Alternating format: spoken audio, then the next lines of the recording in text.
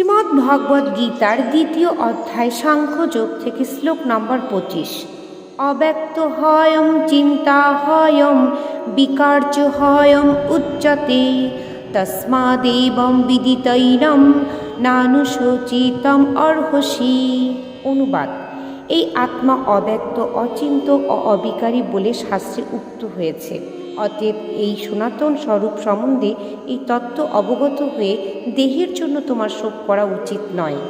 এর অর্থ এই যে, জগৎ সংসারের শরীরাদি যেমন স্থূলরূপে দেখা যায়, জীবাত্মাকে তেমনি স্থূলরূপে দেখা যায় না, কারণ এটি স্থূল সৃষ্টির অতীত, তাই একে অব্যক্ত বলা হয়। মন, বুদ্ধি ইত্যাদিকে দেখা না গেলেও চিন্তায় এদের অস্তিত্ব বোঝা যায়। সমস্ত সৃষ্টির কারণ প্রকৃতি, সেই প্রকৃতিতেই বিকার হয়। প্রকৃতপক্ষে জীবাত্মার বর্ণনা করা সম্ভব নয়, কারণ এটি বাক্যের অতীত বিষয়। হরে কৃষ্ণ।